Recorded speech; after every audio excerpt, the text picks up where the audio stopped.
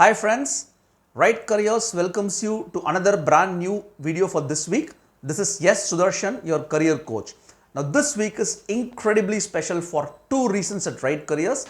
The first reason is definitely this happens to be the 100th episode at Rightcareers. Yes, what started as a discussion about National Education Policy 2019 has now transformed into a full-time channel on parenting and career related things, which we never expected at Rightcareers. So today we have close to 4,000 subscribers. We should hit 4,000 anytime soon, and then we have 1.5 lakh people watching our videos in the last 100 weeks. Not only that, we have close to 10,000 hours of watch time over the last 100 weeks. So these are some of the moderate achievement we have done so far at Rightcareers, and for this achievement I would definitely like to give credit to few people. If I fail to give credit, I will not be sitting here. First, definitely Ms. Ashwini, who happens to be my wife and who is the one who's yielding the camera for the last 100 episodes, and then Ankur, who used to design our videos, and then now Meena Patel, who gives some very impressive thumbnails and adds a lot of colors to the videos, I should say. So these three are very, very important people besides my family and friends. But more important, beyond all these things, it's you who have made this channel. It's you, the subscribers, who have been a constant source of strength and support in making this channel a huge success, I would say. So on behalf of everybody at Rightcareers, I would like to thank you for continuous patronage, and I would like to request you to extend that patronage for a much longer time, as this channel, I promise you to bring more relevant and important and contextual videos on career and parenting. That's one reason which is very, very special for this week. The other reason happens to be today we all celebrate Teachers' Day, right? It's September 5 and it's Teachers' Day in India, and there is no apt topic that I can think of other than choosing to speak on this topic, which is careers in teaching. Yes, the topic for this week is careers in teaching. Now we all are what we are is purely because of teachers, right? Right from, we've been interacting with various teachers, right from play school teachers till PhD teachers at our professional commitments. We've been what we are is purely because of teachers. Now teaching, the first thing that comes to your mind when you listen or when you hear this word teacher is, it's a noble profession. It's a service-oriented profession. Yes, these are right jargons, these are right terminologies to describe about teachers, but teaching is not only about being noble, being service-oriented, but it is much more. I'll give you important statistics.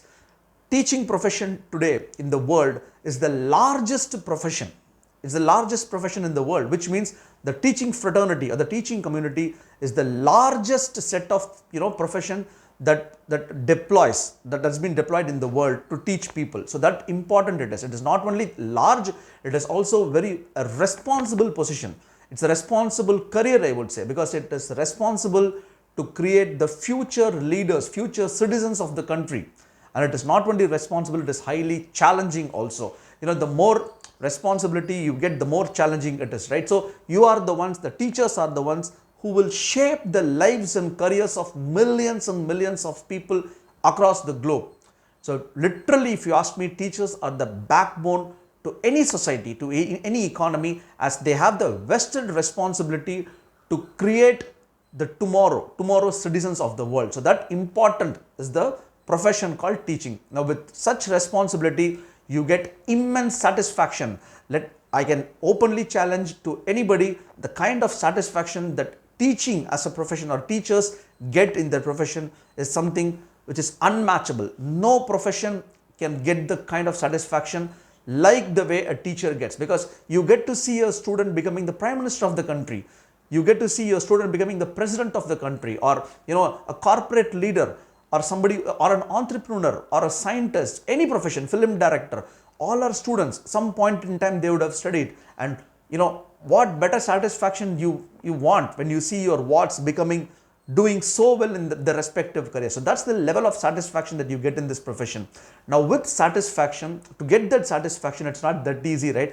In order to achieve that satisfaction, that delight, I should say, you will have to do a lot of things. You'll have to do a lot of hard work. You'll have to upskill. Today's teaching is different from the good old days of teaching, because today you have to upskill yourself a lot from time to time, study a lot of new things, do specialized courses, and then become eligible for teaching. So that's That's how the teaching ecosystem is spanned today.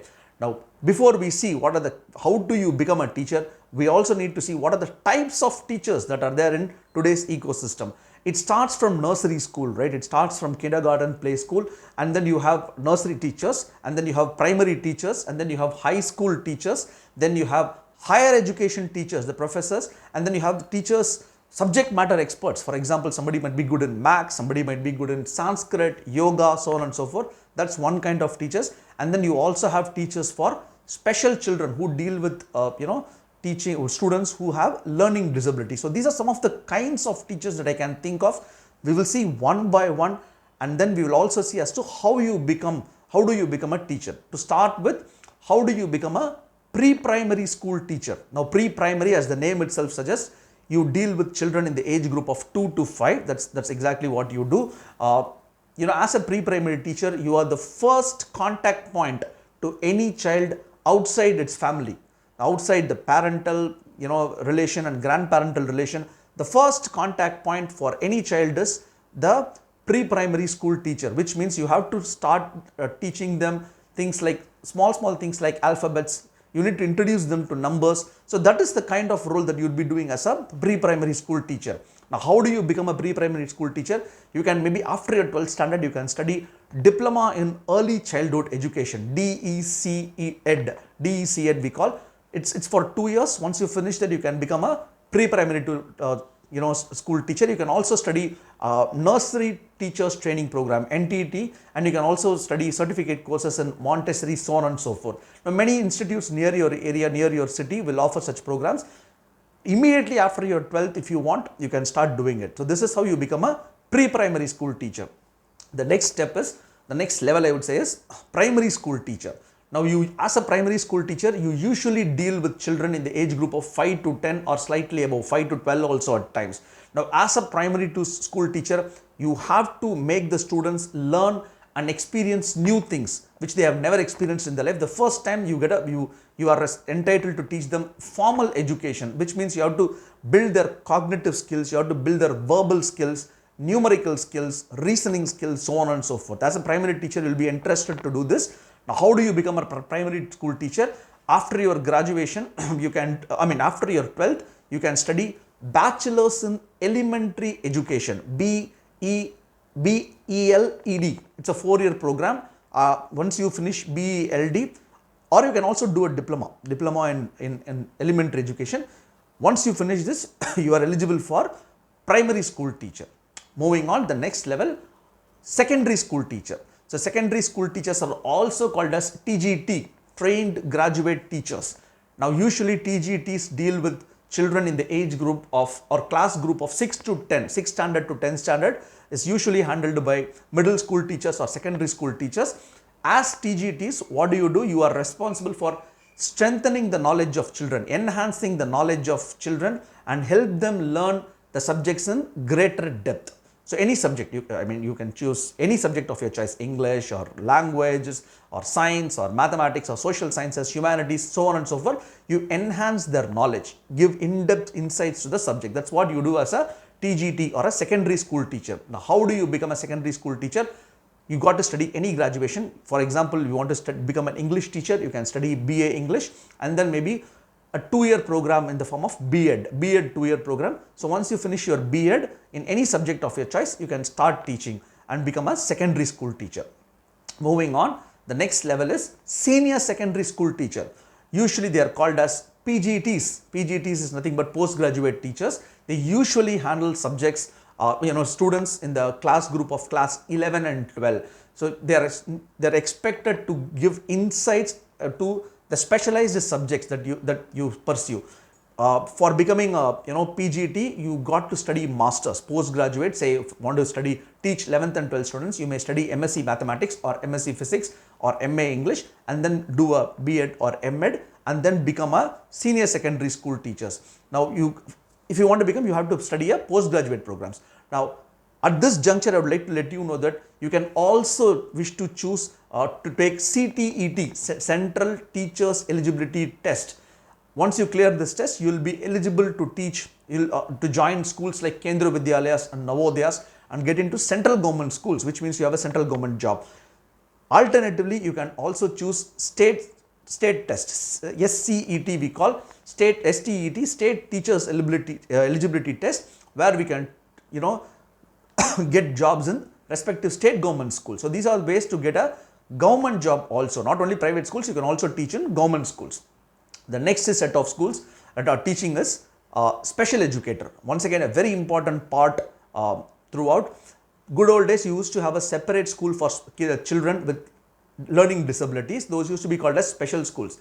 Today, you have special schools as a part of any school. A CBSE school also enrolls special children, and they also have special educator inside the school. So to become a special educator, what you do as a special educator is you deal with children with slow learning abilities. You also deal with their physical, emotional and mental challenges of special children.